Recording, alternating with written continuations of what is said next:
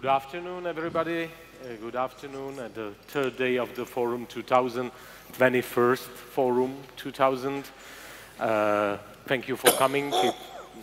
It's not easy to go through 2 or 3 days of the panels and discussions. This is the closing panel, and we discussed last 2 days the world in which we live. One of the forums about 10 years ago was the world in which we want to live. Unfortunately, the world is slightly different than was discussed 10 years ago. It's more complicated, it's more complex, there is more threats. But I am very happy that we discussed the real world in which we live. The theme was how to strengthen democracy in the uncertain times. It's something which we Democrats have to discuss, and we are discussing it. What happened? It looks, and I'm now taking parts of the inputs of so many speakers, so don't blame me that I'm not quoting. There is no space for that. Even Jakub, the director of the forum, forbid the questions from the audience because we have very limited time now. So I'm not quoting. It looks like that the globalization is kicking back. After years of globalization, the fear came to us as well. It's very difficult to deconstruct why the fear is so widespread, but it's partially probably the fear of a West, of the most developed part of the world, that the Europe-American domination, and it was the domination of the last 150, 200 years, it's getting over. Maybe it's a fear from future, how we will cope with the multipolar, multi-center world, which will be definitely less stable than with all the problems, probably less stable than the, if not last century and a half, at least than the last decades. It might be, in a long term, maybe more justice in such a world, because there will not be domination of the developed West. And I have plenty of friends in developing countries which are saying, yes, it's difficult, but after all, maybe you will not tell us what we should do and how it should do. And these are people from India, from Africa, from Afghanistan, from Asia. So, you know, let's have also slightly different perspective than just from the Central Europe and from Prague. There is a clear race of populism, which is very much interlinked with the fear. I think a good example is the Czech Republic, where the fear helped the populists to grow, and the populists fuel the fear. So it's a kind of a vicious circle which they use, and it's a miraculous situation. The society is most xenophobic and most scared of the refugees out of Europe, and there is no refugees in the same time, which is really fascinating what they were able to create together with our fear, which contributed to that. And as usual, if you started this vicious circle, it's very difficult to cut it, to stop it, because to deconstruct friendship, deconstruct love, you sometimes make a mistake and you deconstruct the very positive things in your life. To deconstruct the fear, it's a very difficult thing, because we are all under the very heavy pressure of the over-communication and of a very limited time to anything. So we don't have time to step back and to make a rational analysis, to build our opinions on thinking. We are building our opinions more on the feelings and emotions, and half a minute time of a quick, appraising. And it's very difficult, because then you can produce 5 pages of the arguments, but the people just don't read it, you know.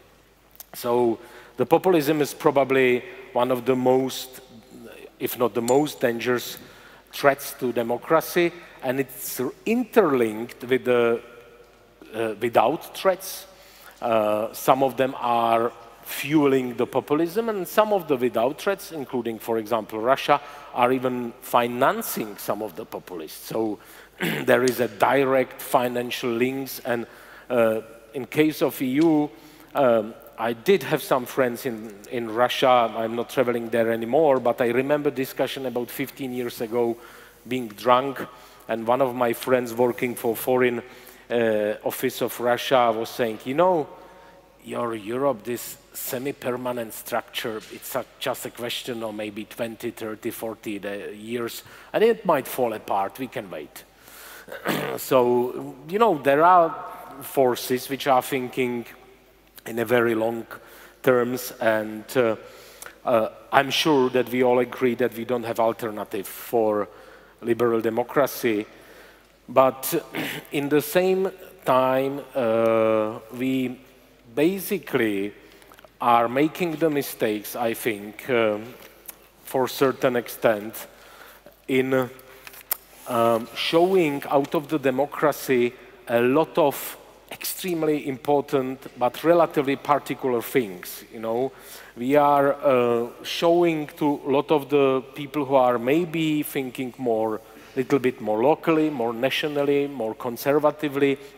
We are showing the liberal democracy, which ideally it's consisting of people who follow fair trade. They, of course, support bio. They are vegetarian. They are running every morning. They are fighting for animal rights. They are against genetically modified food. They, of course, do plenty of other things which are great. But in the same time, we have a fundamental problems. The ship might have a big hole under the water, and sometimes I think the people feel that we are polishing the upper board instead of taking care about the fundamental things in the bottom of the ship. So what we are sure, and it was again very much echoed during these 2 days, that there is a need for the more engagement of young people. And I think the average age of us discussing it was 55 or 60 during the discussion, which is also showing something.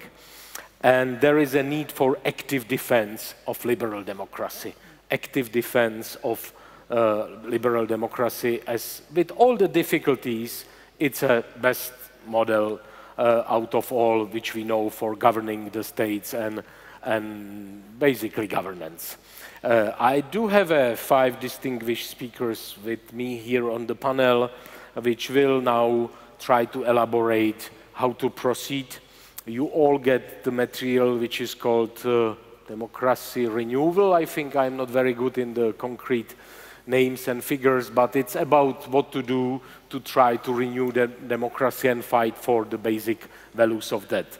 And let me to ask first Karl Gershman from NED how he sees this appeal and how to proceed for future. And each of you, please stick to 5-6 minutes, otherwise we will be out of the time. Thanks, Shimon. And I want to begin by just congratulating Forum 2000, not only on putting on a great meeting, but also for helping launch this new coalition for democratic renewal. It's the Prague Appeal for Democratic Renewal, but it may be, we don't know, the International Coalition for Democratic Renewal, because this will be a global effort. We had a meeting here in Prague with Forum 2000 last May, where we brought together a group with Forum 2000 of 35 or 40 really prominent public intellectuals, and adopted, after a lot of debate and discussion, the Prague Appeal. And it's a very, very important statement. Let me say that I think it's very important to do an initiative like this here in the Czech Republic, really identifying this initiative with the legacy of Václav Havel, who understood the importance of ideas and who also knew how to communicate ideas, both through essays like Power of the Powerless and also through art and plays, and who also understood the importance of international solidarity.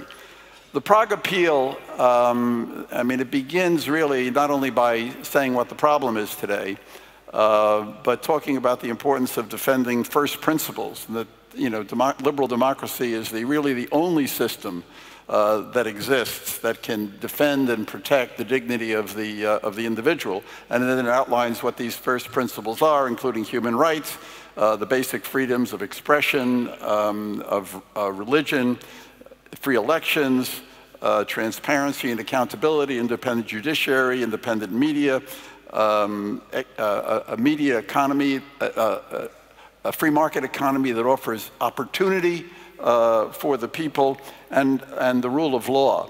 All of these things which are identified in the statement. But then, you know, it goes on to talking about the need to fight a battle of ideas in defense of these principles today because they're under attack in the world.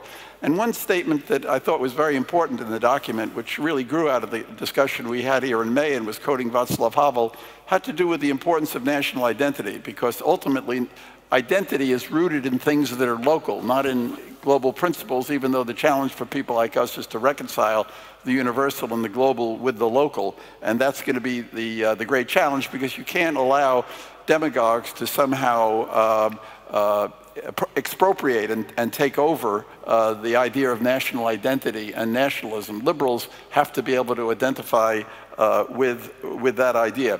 The statement talks about two kinds of threats that we face today: external threats, which are geopolitical, also in the area of soft power coming from countries like China and Russia, but also internal threats. One of the people who spoke yesterday and who's written two important essays on this, Yascha Mounk, talked about the danger of the deconsolidation of liberal democracy, given the erosion of support for liberal democratic values in the United States and in Europe, and the rise of populism, anti-system parties, and so forth. This is something very troubling, and it's something we have to fight, and we have to know how to fight. But we also need to remember that countries like Russia and China have their own internal problems, deeply serious.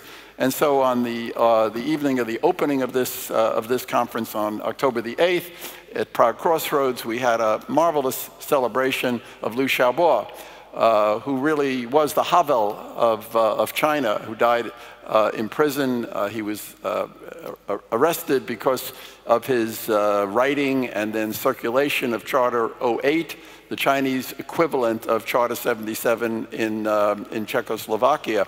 And also yesterday we heard from Vladimir Kara-Murza, a brilliant, articulate Russian intellectual who has twice been poisoned by people connected to the regime in Russia, but who continues to carry out a marvelous struggle and with enormous courage. And the importance there is the importance of solidarity with such people. And again, that's part of the legacy of Václav Havel. Just very, very quickly we had discussions today on how this will work, what it will do. And you know, one thing is that there are about a couple of hundred signatories of the Prague Appeal now. I think there probably should be thousands of signatories to the Prague Appeal, of people who are advocates for democratic values and have the capacity to advocate for it. There are other networks of civil society and so forth, but this is uniquely a coalition of advocates of democracy. We don't expect that Forum 2000 is going to be able to solve this global problem all on its own. The effort is going to have to be decentralized. There are going to have to be local groups. There are going to have to be national groups. There are going to have to be regional groups. We identify different issues like young people. I might note, by the way, there may not have been a lot of young people at this meeting, but there are networks of young people associated with this, like the Youth Initiative for Human Rights in the Balkan area, in the Balkan region, the network of young Democrats of Asia, NOIDA, throughout Asia, Latin American networks, African networks, and so forth. So that youth are going to be very much involved in this. We're going to think about how to reach them and through social media. The issue of China came up as something really, really important for the future of democracy and understanding how China is acting not only internationally and how to counter some of its efforts to expand its influence. We're going to have to think very hard about how to leverage existing institutions. I mean, Forum 2000 is part of a network of global institutions, and it's not going to have to do this on its own. It's going to be part of a global network. We have to understand that no single action can solve the problem of the complexity and the depth of the problem that democracy faces in the world today. It's going to be a very, very long-term struggle. And here again, I think something that Havel said is very, very important, that small actions may not look terribly significant and momentous when they take place, but over time they can gather momentum if they identify with people who are committed to democratic values and who are in the struggle.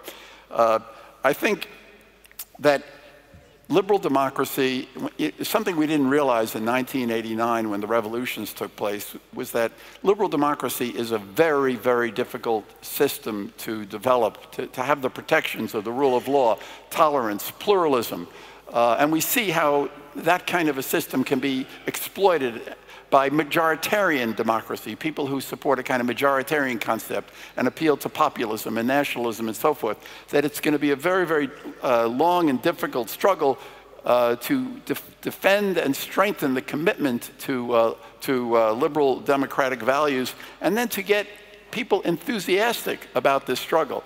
I've myself have thought very hard about how do you develop a kind of understanding of how much our own well-being and security depends upon having a pluralist, liberal, democratic system. And one of the things that I've been thinking about, especially with young people, but not only with young people, is how to connect such young people with people like Vladimir Kara-Murza or Liu Xiaobo. I'm thinking, and I'll close on this note, I'm thinking of a young North Korean defector that I know. His name is Ji Sung-ho. This is a fellow who 20 years ago, during the famine in North Korea, he was trying to get some coal off a train.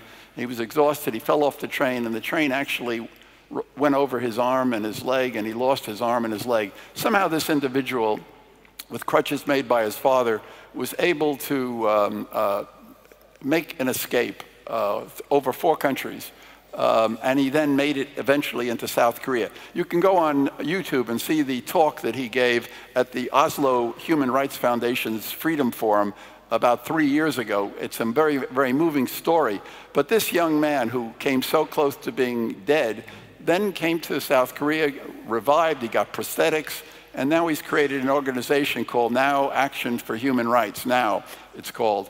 And he's got prominent South Koreans on his board, and it's the leading human rights organization in South Korea. And I think the model of somebody like Ji Sung-ho, and people like that exist all over the world.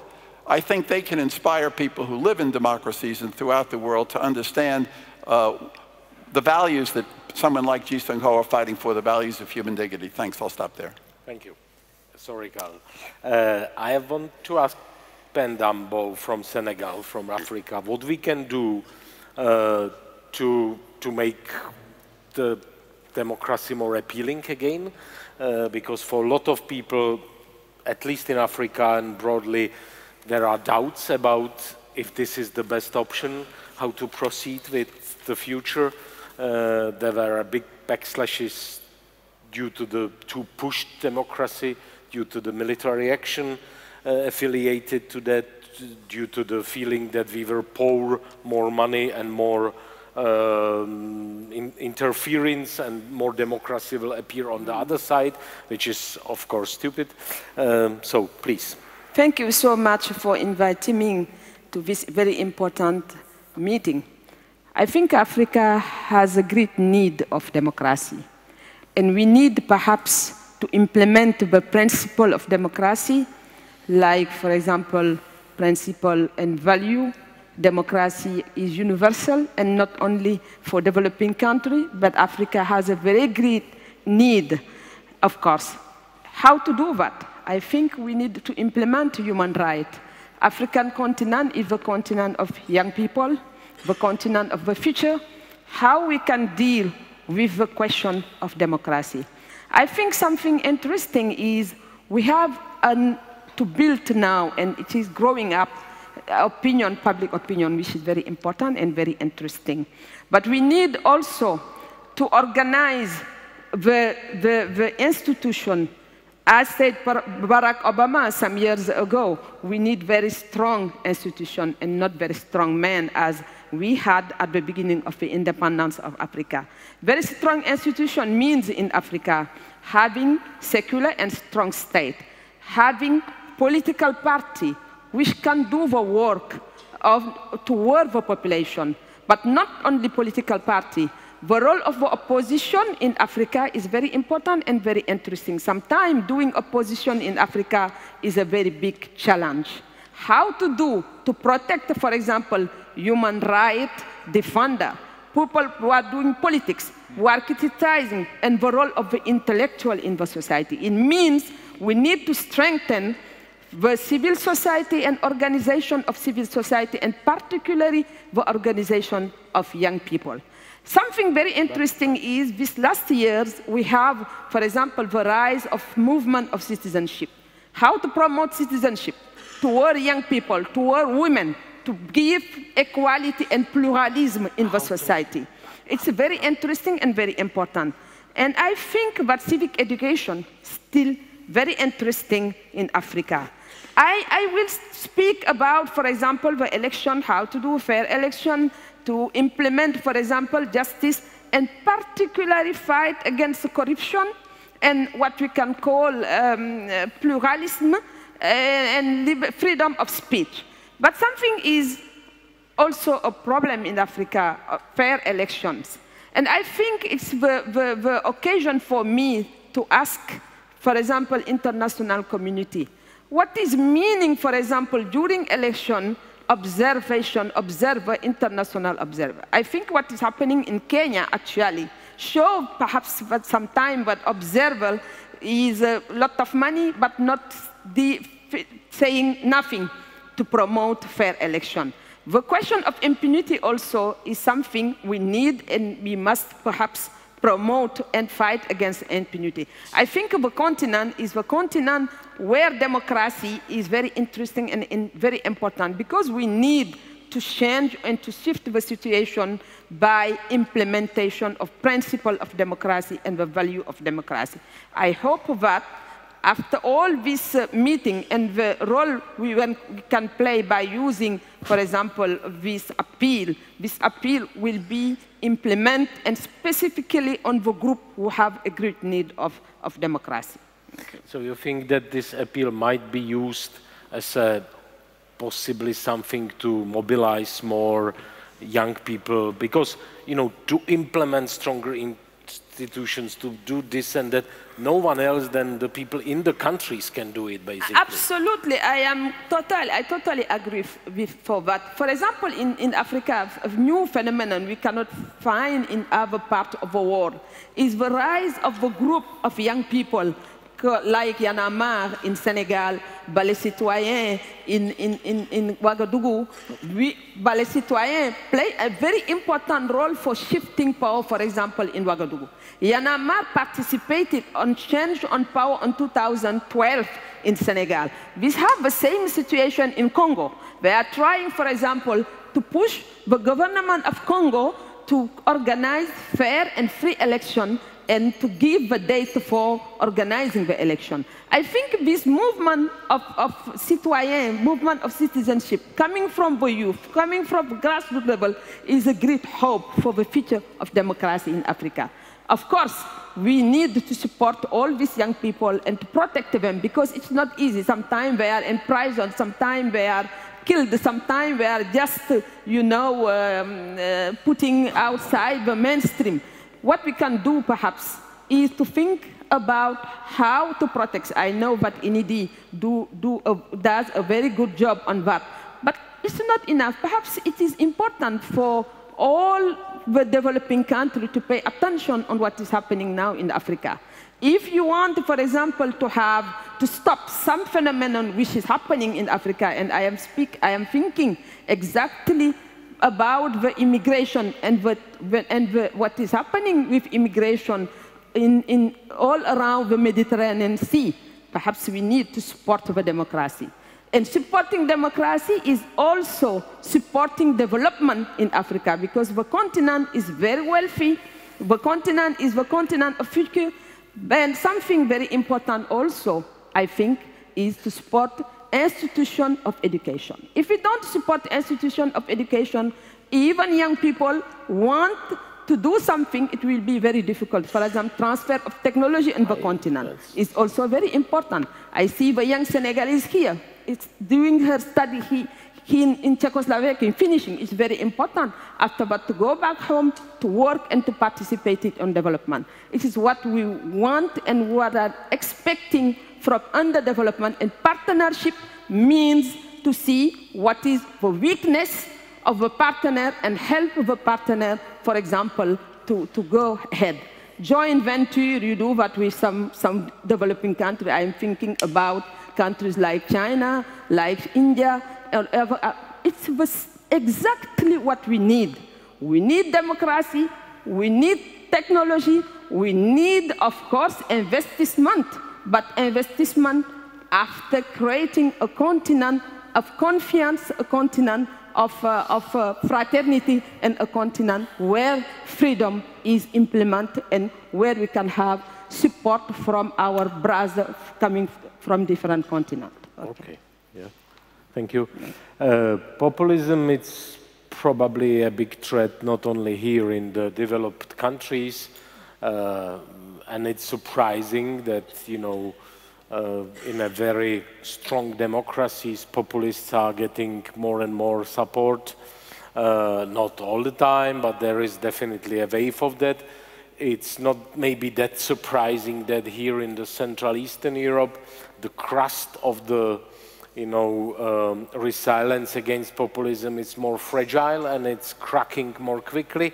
For myself, I'm disappointed, of course, and I think plenty of us, that it's that easy to get support of people on a very, very simple populistic slogans here, that, you know, the people jump on that, but it's how it is. And I would like to ask Jorge Quiroga to elaborate a little bit from Bolivia, a statesman, to elaborate a little bit about the populism, because it's tempting for politicians to use it all around the world. So maybe how to try to defend traditional democracy against the populists and traditional way of doing politics against the populistic politics. And of course, how to proceed with our new initiative, because to be honest, we don't have any silver bullet, we don't have any clear, easy way how to proceed. We also are partially blind and hoping for all of us and all of you and all of the members somehow to help this vehicle to move forward, because the time is difficult, of course, and it's difficult to find the way how to proceed. So please, Jorge. Well, thank you. Good afternoon, and thanks to Forum 2000 and this kind invitation here to be in Prague with like-minded fellow Democrats. We come from different places in the world, many from further away than I have come, but I would suggest I probably have come from the highest. Saturday morning I was boarding in La Paz, Bolivia, 4,000 meters. Is the home court advantage. Lionel Messi has never scored a goal in La Paz, Bolivia. I don't think he ever will. Populism. Today my country celebrates 35 years of democracy, and we do it in the midst of a regime that came to power through populist means, but beware of the term. Populism is a means by which they get to power, they become hegemonies to stay in power, and they eventually wind up as tyrannies to perpetuate themselves in power. And we have reached that stage. Right now, in my country, the current government is trying to violate the Constitution, disown referendums that have put that in place twice. We voted twice with OAS observation, with the height of cynicism arguing that the OAS, the Inter-American Human Rights Convention, that stipulates that you have the right to be elected, gives the president, the current president, the right to be re-elected forever. Imagine that, using human rights instruments as a means by which the right to a tyranny becomes a human right that is over the Constitution and things that have been voted twice. That is the type of threat that you face when you come to this. Let me quickly move to 3 types of threats and suggestions because of the people that we have here. First, the threats from without. I cannot even begin to understand the threat that it must be living in Eastern Europe under Mr. Putin and Russia and the external interference. I can only imagine. We have enough time dealing with the external interference from the Venezuela-Cuba axis in Latin America that combined the Cuba repressive know-how with the Venezuelan oil how to pay to form the most powerful political project in Latin America in this 21st century that exported the populist model. And at the beginning, it was somewhat benign. It was Venezuelan oil money to buy soccer fields, to dish it out to poor people, and it was nice. But when the old gusher goes down, when the charismatic leader goes away, like what happened in Venezuela with the defunct Mr. Chavez, then you get the clampdown on institutions, on free press, on persecution of the opposition. And unfortunately, just like populism was exported, authoritarian means also are getting exported, and that's the threat from without that we live with. Second, the threats from within. To not bore you with a long list, I'm an engineer. I tend to want to do lists and be Cartesian about it. Ask yourself, in any country you live in, are 5 conditions being fulfilled? Free and fair elections, number 1. 2, independent institutions from the current government. Number 3, free press. Like the former Brazilian president Rousseff used to say, I prefer the noise of a free press rather than the silence of a dictatorship. So free, fair elections, institutions, free press, opposition. Can you do opposition without it becoming a criminal offense for which you're jailed and persecuted? And last, the Sarney rule. A former president of Brazil, Sarney, was the first one after military government. He was asked his last day in office, what is democracy? And he said, what I did last night. I said, what did you do? I packed my bags in the date stipulated in the Constitution. So those 5 things, keep your eye out for if you want to look at the threats from within. The last threat, cross-border. I'll use the US as an example. It used to be when an election came around in the US, in Latin America, you'd be asked, which one do you prefer? My answer was, may I have a blender? Generally speaking, Democrats were open to our people. Generally speaking, Republicans were open to our products and trade. But lo and behold, we had a platform in the last election that was the negative blender. It was opposed to our people. It wants to deport them and kick them out, and our products. And wants to abrogate different trade agreements. So in today's world, with technology displacing jobs and robots and automation, you cannot blame and run a campaign based on calling names to robots. So you have to look for the other. Scapegoat somebody that looks different. The Browns, the Mexicans in the US, or the Muslims in Europe. So beware of that, because trust me, in Latin America, we scapegoated the US and Europe for a long time, and it did not work. Now we're seeing the reverse. In the US and Europe, scapegoating the migrants, the products, and I think that is going down the wrong way. I'll close with this, if you allow me, in a forum like this. Suggestions on how we organize the defense of democracy and we renew it. I would give you just 4 quick lines. One, the first one is organization. This like-minded group has to have a way, and Carl, you talked about this, on how we get organized. I would suggest regional hubs, because certainly the challenges vary by region, but have a platform by which we get organized. With organization, publications. Transparency International gets all kinds of headlines once a year when they do the ranking of corruption and everybody gets aggravated, but action gets taken. UN puts out human development reports, everybody reads them. So something like that, like a democratic scorecard. We can base it on Freedom House's, they have some of the indicators. In terms of some of these issues that we talked about here, and perhaps we can do regional rankings and see whether democracy, not just freedom, is eroding or getting better with publications that can be global and regional in nature. So organization, publication, communication. In today's world with the youth is totally different.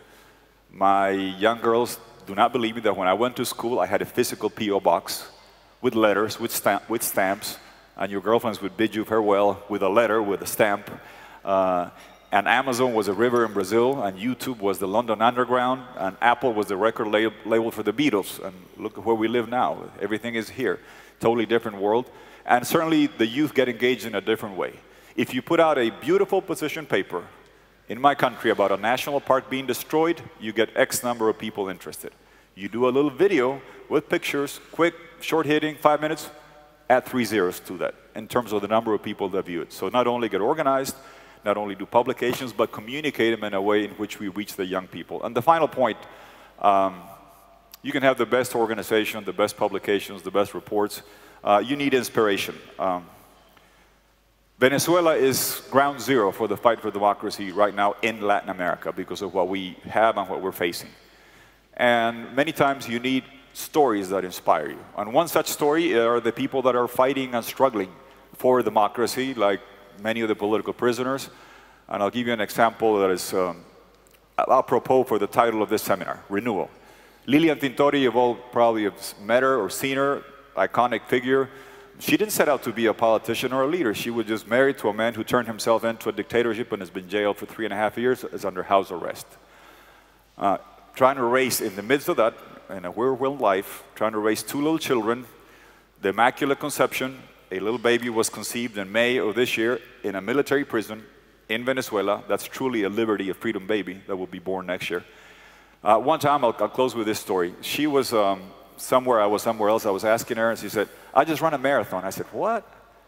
She travels the world for the cause of Venezuela, and then she runs a marathon. And I said, what was your time? In Caracas, sweltering heat. I said, what was your time? She said, 4:16. I don't have the Bible memorized. I'm not inclined to impose religious beliefs on anyone. I'm just Catholic, but I said 4:16 has got to be something. So Dr. Google, here we go. Corinthians 4:16. What does it say? The time that Lilian Tintori ran in a marathon in sweltering heat in Caracas. 4:16 Corinthians. Therefore, we do not lose heart, though outwardly we're wasting away. Yet inwardly we're being renewed day by day. Skip a verse. So we fix our eyes not on what is seen, but on what is unseen. Since what is seen is temporary, what is unseen is eternal. Democracy, freedom, liberty, human rights are eternal. Let us renew our efforts to fight together as a coalition for democracy. Thank you. Thank you very much.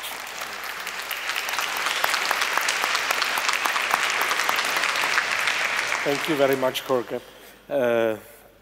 It was unexpected, but it was good, and I think that's one of the ways how we should probably go to the basic cornerstones of the democracy architecture. I know that Adam Michnik, which will speak through the translator, so I would like to ask him to be really short, want to elaborate about the religion, nationalism, populism, and democracy as well. And of course, we are all interested how we feel the Central Eastern European space as well in this difficult time. Adam, please. Ja może zacznę od takiej refleksji na temat tej koalicji na rzecz demokracji. Let me to begin with share a thought about this newly formed coalition. Mnie się wydaje, że tutaj warto być skromnym. To powinno być lobby na rzecz wolności. I think we should be very humble here, and I think we should rather call ourselves a lobby for freedom. Nie należy mieć złudzeń. Ci, którzy tutaj są, którzy wyznają te wartości, są mniejszością, ale trzeba mieć odwagę bycia mniejszością. And we should make no mistake or live in an illusion. The people here in this room who are protectors or defenders of democracy are a minority, but we have to be brave to be a minority. Podobnie jak Václav Havel, ja też się wywodzę z tego ruchu zwanego dysydentami. I podobnie jak Havel, mam poczucie, że to, co ma dla tych ruchów wielką wartość, to świadomość, że są na świecie ludzie, którzy ich obserwują, ich wspierają i nadają przez swój głos rangę ich działaniom. Just like Václav Havel, I also come from this great movement of dissidents.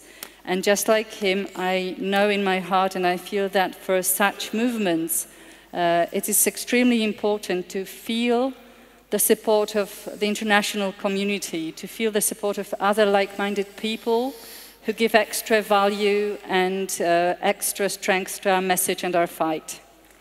Jak przywracać atrakcyjność demokracji, jak się jest kimś takim? W jeden tylko sposób. Mianowicie można mówić, że obowiązkiem tych ruchów jest obrona dwóch wartości, prawdy i wolności.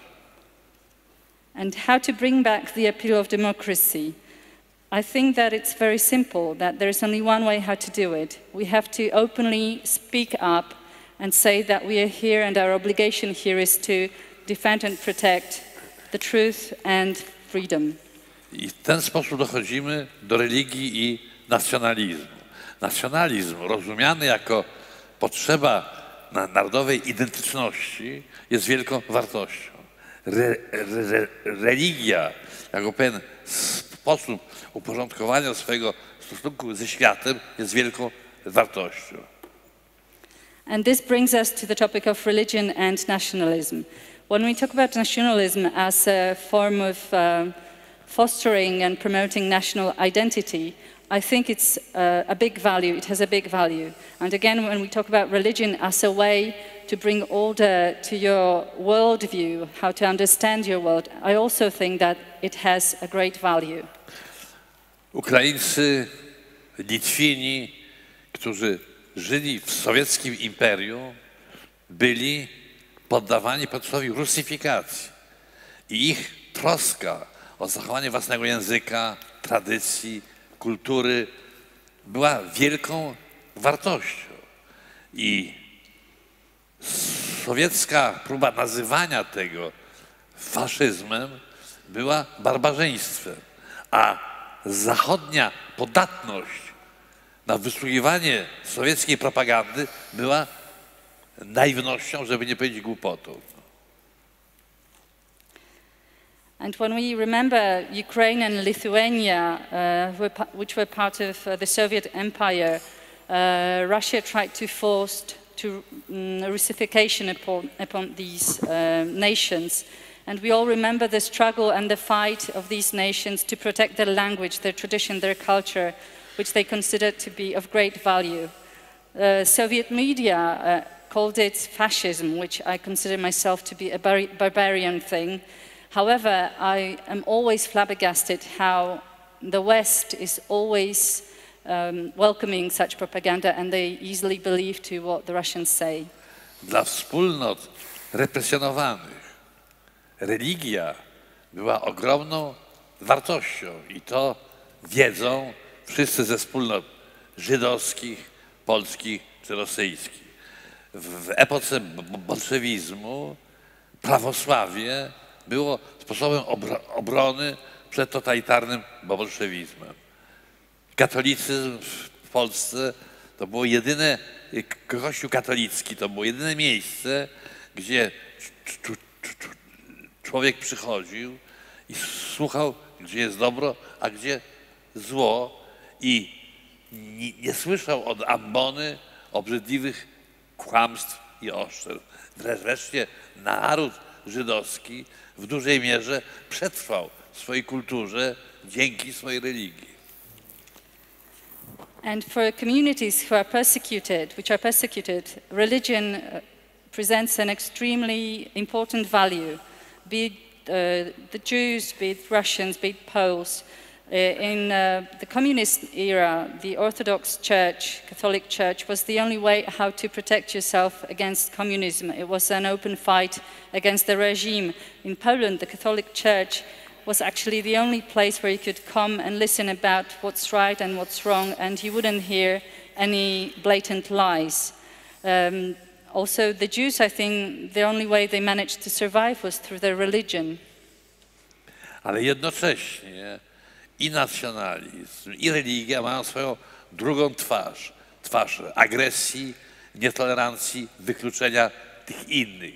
I dzisiaj, kiedy to się splata z socjalnym populizmem, mamy mieszankę wybuchową. To jest nowy typ koktajl Mołotow.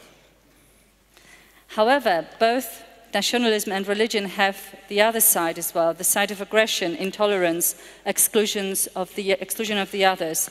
And this, together with social populists, forms inevitably a new explosive mixture, a new cocktail Molotov.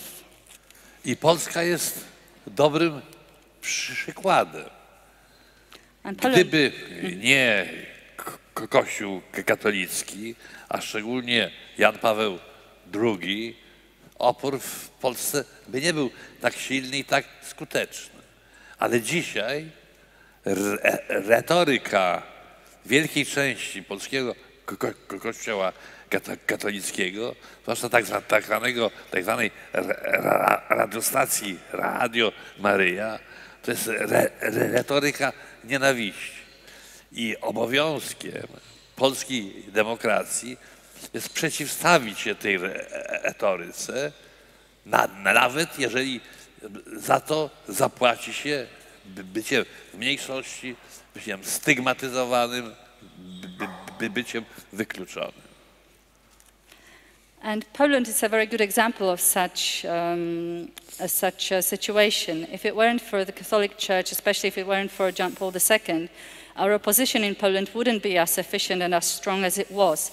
However, today, what we hear from Catholic Church and especially from the broadcasts of the Catholic radio station Radio Maria is a rhetoric and language of hate and intolerance. And it is our obligation as a Polish democratic society, as Polish Democrats, to act against such rhetorics, even if the price to pay is really big, even if the price is to become part of the minority and to be excluded and stigmatized. Jestem przekonany, że są podstawy do optymizmu. Demokracja wygrywa wtedy, kiedy istnieją demokraci. Tak długo, jak długo na świecie są demokraci, demokracja ma szansę. I problem polega na tym, jak sobie radzić w tym momencie z realpolitik. And I am more than certain that we have fair grounds to be optimistic. Democracy will always win when there are democrats. As long as democrats exist, democracy will always prevail. The only question is how to survive and how to fight this realpolitik. Bo często prawda jest tam, gdzie jest sprzeczność. Tutaj na forum praskim wielokrotnie padało nazwisko San Suu Kyi, laureatki Nagrody Nobla. I dzisiaj ona jest w sytuacji dramatycznego konfliktu między jej wiarą w human rights i przekonaniem, że realpolityki zabrania wystąpić w obronie muzułmanów. Ja nie mam dla niej rad, ale wiem jedno. Dopóki nie jesteśmy prezydentami, mamy obowiązek bronić zasad, choćby nas to kosztowało nieprzyjemności. And sometimes the truth is where the conflict is and the paradox is. We've mentioned San Suu Kyi many times here. She's the Nobel Prize winner. And now she's in a situation of an extreme conflict. On one hand, she believes in human rights, but on the other hand, she feels like she cannot back and support Muslims. And I don't know what's the solution here. I don't know what to say to her. And I know one thing only here, that as long as we are not presidents, we don't have to worry about it. All we have to worry about is protect and support democracy. Thank you. Thank you very much. Let's hope that we will have enough energy and resilience, which you show. You know, you started in the 70s to protect the democratic ideas. And in that light, even we are sometimes a little bit, the atmosphere is not very optimistic. It's a bit depressed, but you know, compared to 70s, compared to when our father started, compared to 50s when my father as student went to strikes against the communism, well, you know, no one can expect that the things will be just better and better and better and better and better without some struggles. And I think we are also a bit lazy, also a bit taking democracy as a for-granted thing. Maybe it's time to fight for that. And as Adam is saying, we will pay for that. We will be, and I think a lot of you already feel it. We are named, we are, you know, shamed by the spokesman of the president. We even check if we are all on this among his targets, because being without the target here in the Czech means that you are not relevant. So it's important to be named by him at least once, twice a year. But that's a partially joke, but it is a part of the struggle.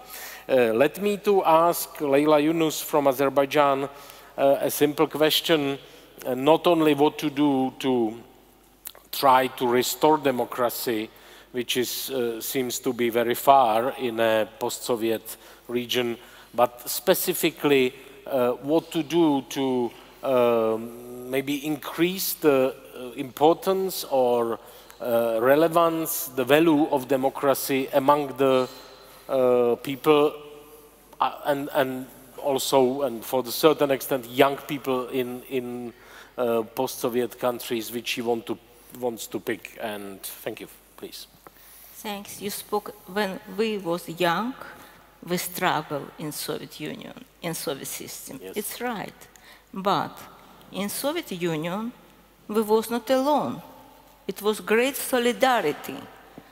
Estones, Baltic states, Caucasus states, Central Asia, Belarus, Russian, we all was together. And the democratic countries support us. I, from students, was a member of the underground movement of national minorities against Bolsheviks regime. And my teachers was the Estones, Lithuanians, Ukraine, who stayed 20 years in Gulag. But after the fall of the Soviet Union, we have a great hope that we will live in independent democratic country. And what we have today, we stay alone. And in former Soviet Muslim republics, Azerbaijan, Kazakhstan, Turkmenistan, Uzbekistan, Tajikistan, horrible dictatorship, just horrible. We spoke these 2 days about Russia, China, Turkey, also Belarus. But in Belarus, no more than 10 political prisoners. In Azerbaijan today, 146. In Turkmenistan, much more. Tortures in these countries is such horrible that they put the women in the hot water, and she died in Uzbekistan.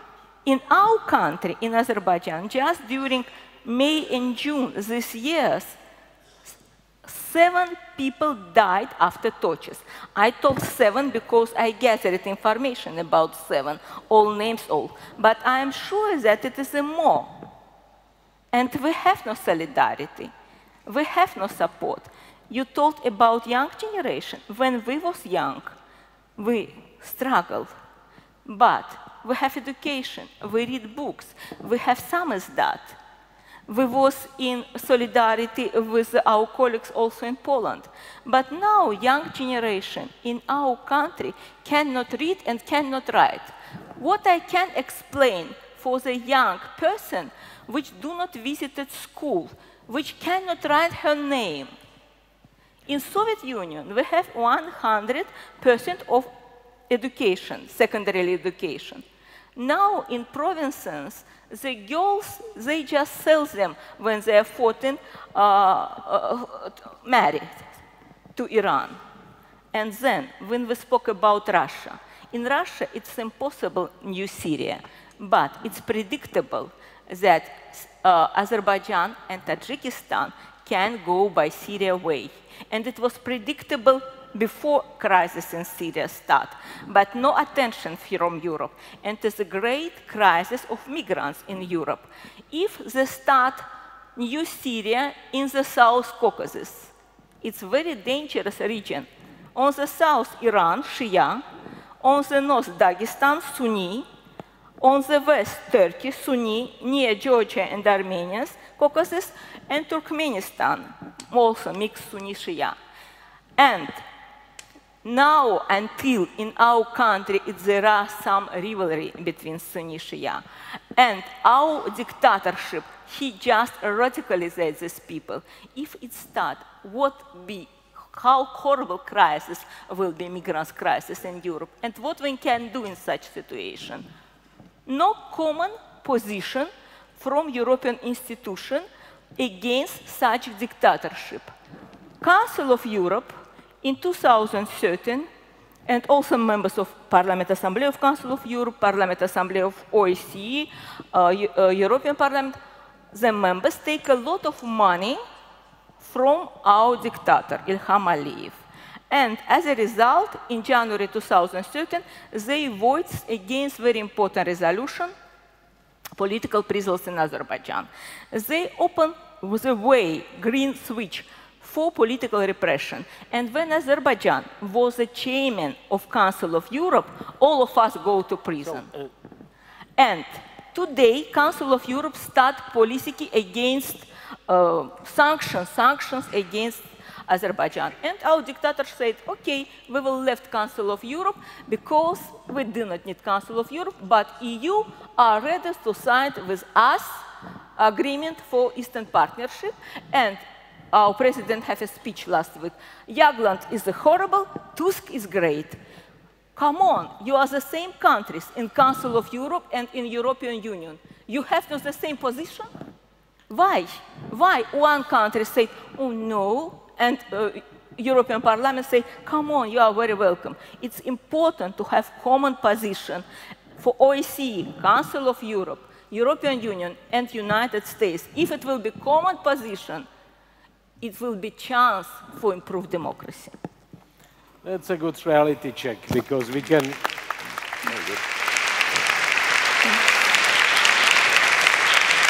Because we can talk a lot about what to do to renew democracy, to give the credit back, this and that, and then we can hear from someone who was imprisoned, from someone from the country which is not democratical, that basically we have mainly homework, not only regarding what's happening in our countries, but also regarding what our countries and EU and let's say developed democratical countries are doing vis-à-vis the authoritarian or dictatorship regimes. It's not a new thing, it's an old thing.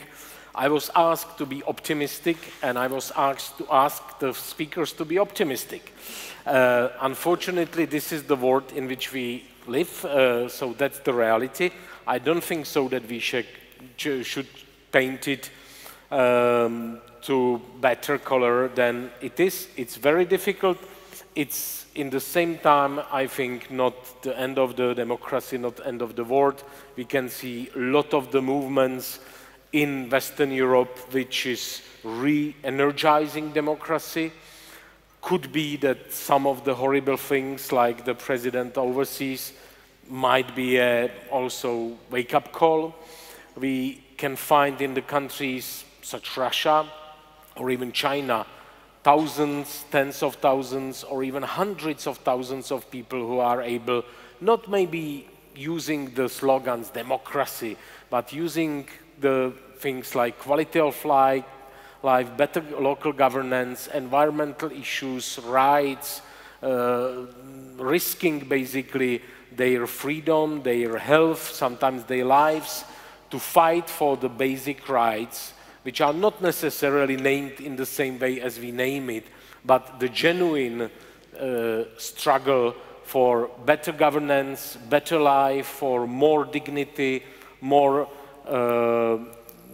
rights of the individuals vis-à-vis regimes and the systems, I believe it's growing around the globe. So maybe the locally, and for the moment, for the period, the situation looks much less optimistic than 20 years ago or even than 10 years ago.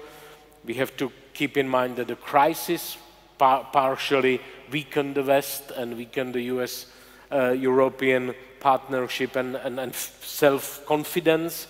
But if one look at it from a little bit more distant picture and broaden it in time and also in geography, the overall trend is not that bad, with a lot of the, of course, obstacles, mistakes, possible threat. And I'm happy that we launched today the appeal for democracy renewal, and the democracy coalition is growing. As I mentioned, we don't have a ready-made roadmap for you, but you will be informed.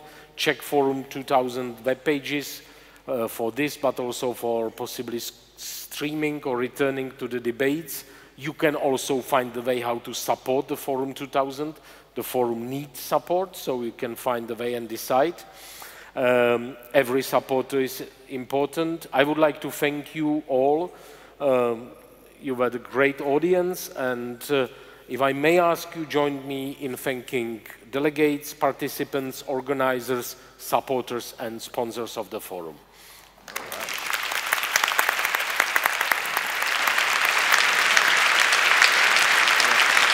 And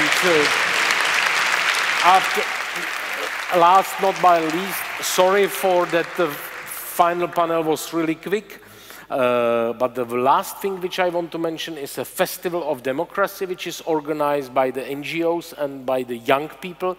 Forum is over basically, but the festival is going for the next 2 days. You can find the orange program downstairs, and there is a plenty of social events. Just today, over the river, there is a Cuban evening, I presume rum, and not far from here in Manes, there is a Crimea evening, I presume vodka, so you can choose one of the places or some other of the events and go and join the Festival of Democracy. Thank you and have a good evening.